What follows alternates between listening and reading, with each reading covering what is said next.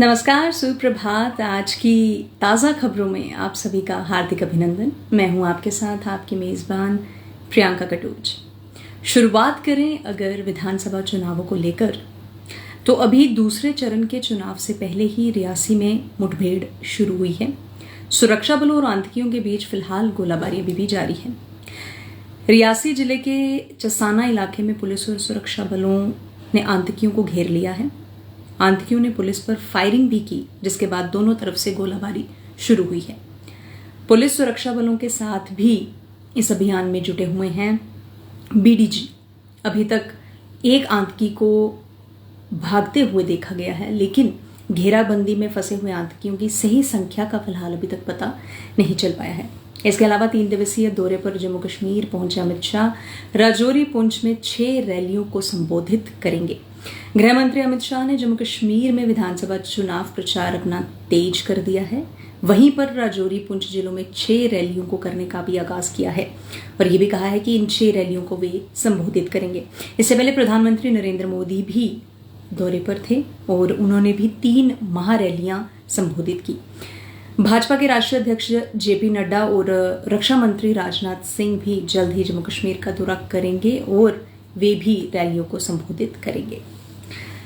बात करें अगर कुछ ऐसे तर्कों की, कुछ ऐसे बयानबाजी की, तो कहा जा रहा है कि कश्मीर तो दूर, हमने भाजपा को जम्मू सीट तक नहीं जीतने दी। महबूबा मुफ्ती के बयान पर उमर अब्दुल्ला ने पलटवार किया है। Jammu Kashmir assembly election 2024 PDP प्रमुख महबूबा मुफ्ती के जम्मू कश्मीर को भारत में विलय में अब्दुल्ला परिवार की भूमिका पर दिए गए बयान पर नेशनल कॉन्फ्रेंस के उपाध्यक्ष उमर अब्दुल्ला ने अपनी प्रतिक्रिया जाहिर कर दी है। उन्होंने कहा है कि महबूबा मुफ्ती की आदत हो गई है और उन्हें याद दिलाया कि एनडीए का हिस्सा होने के बावजूद उन्होंने भारतीय जनता पार्टी को जम्मू कश्मीर में घुसने नहीं दिया है। जम्मू कश्मीर बडगाम में खाई में गिर गई है बीएसएफ जवानों की बस, जिसमें से 3 जवानों का बलिदान हुआ है और 2 दर्जन से ज्यादा जख्मी हो गए हैं। जम्मू कश्मीर के बडगाम जिले में बड़ा हादसा हो गया। बीएसएफ के जवानों की बस जो है वो खाई में गिर गई, जिसमें 3 जवानों का बलिदान हो गया और 2 दर्जन से ज्यादा जख्मी हुए हैं। मौके पर पहुंचे स्थानीय लोग बचाव अभियान में जुट गए। पुलिस भी मौके पर पहुंची और मामले की फिलहाल जांच की जा रही है। आज आपके साथ एक ऐसी कहानी मैं साझा करूंगी, क्योंकि अक्सर हम लोग बहुत सी वीरता की किस्से सुनते हैं, लेकिन कुछ ऐसे हैं जो हमसे अछूते रह जाते हैं। उन्हीं में से एक है कितूर रानी चेन्नम्मा की कहानी। कभी कभी सफलता की चोटी पर पहुंचना, प्रसिद्ध बनना, समृद्ध बनना भी कुछ जगहों की बर्बादी की जगह बन जाता है। ऐसी ही एक जगह है कितूर।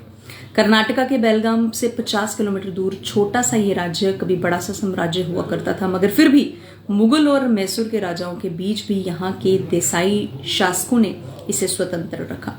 कितूर के बेशकीमती खजाने थे, मुगलों की उस पर नजर थी, पेशवाओं और अंग्रेजों की नजर थी। झांसी की रानी लक्ष्मीबाई से पहले अंग्रेजों ने रानी चेन्नम्मा से लिया था लोहा। उस वीरांगना को इतिहास भुला दिया है, लेकिन कर्नाटका के लोग उसे आज भी अपने लोकगीतों में जिंदा रखते हैं।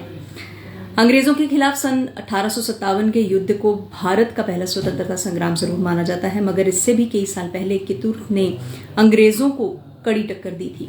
जर्जर हो चुके कितूर के किले की बुलंद दीवारें आज भी बताती हैं कि यहाँ पर वीर और वीरांगनाएं कभी झुकी नहीं हैं। ये आज भी किस्से यहाँ पर दोहराए जाते हैं। एक ऐसा वक्त था जहाँ पर संपन्नता की चर्चा होती थी। इस छोटे से राज्य में कभी पेशवाओं और मुगल के अलावा अंग्रेजों के आगे भी घुटने नहीं टेके थे। इसी वजह से राजा मलसर्ज की मृत्यु के बाद रानी चेन्नम्मा की बहादुरी के किस्से आज भी लोग याद करते हैं और उस वीरांगना को याद करके तमाम कहानियां, तमाम किस्से लोगों तक पहुंचाए जाते हैं। उम्मीद करूंगी कि आज के इस मॉर्निंग सेगमेंट यानी कि खबरों के सिलसिले में आप सभी को ऐसी खबरें जरूर मिली होंगी जिनसे आप अवेयर हुए होंगे, और आज के अंत की कहानी जिसने मुझे काफ़ी ज़्यादा एक इतिहास से जुड़ी हुई कहानी से रूबरू करवाया, उम्मीद करूंगी आप भी उससे रूबरू हुए होंगे। वापस से आप लोगों से मुलाकात करूंगी कुछ नई कहानियों का सिलसिला लेकर, कुछ नई खबरों का सिलसिला लेकर। फिलहाल मुझे इजाज़त, नमस्कार।